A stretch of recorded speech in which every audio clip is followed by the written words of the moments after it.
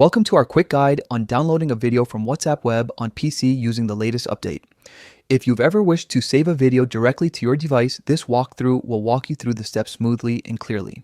First, open WhatsApp Web in your browser and sign in by scanning the QR code with your phone.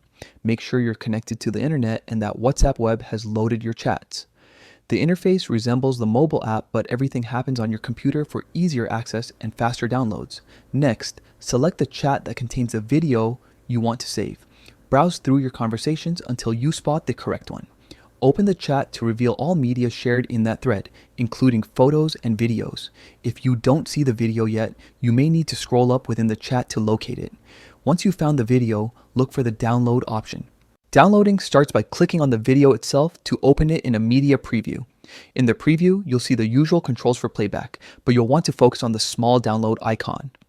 If the video is large or a high quality file, this step may take a moment as your browser prepares the file for saving. Hover over the video in the chat. A small arrow or more options button will appear on or near the video thumbnail. Click on that arrow to reveal additional actions. In some updates, the download action is labeled clearly as download, while in others, you may see a three-dot menu with the same option. Choose download to begin saving the file to your device. A save dialog will pop up, letting you choose where to store the video on your PC. Pick a convenient folder, rename the file if needed, and confirm by clicking Save. Depending on your internet speed and the file size, the download may complete in a few seconds or a bit longer. Once finished, you can navigate to your chosen folder and watch the video offline at any time. That's all there is to it.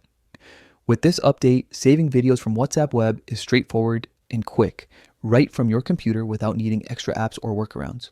If you've enjoyed this walkthrough, consider sharing it with friends who might appreciate a faster way to manage media from chats.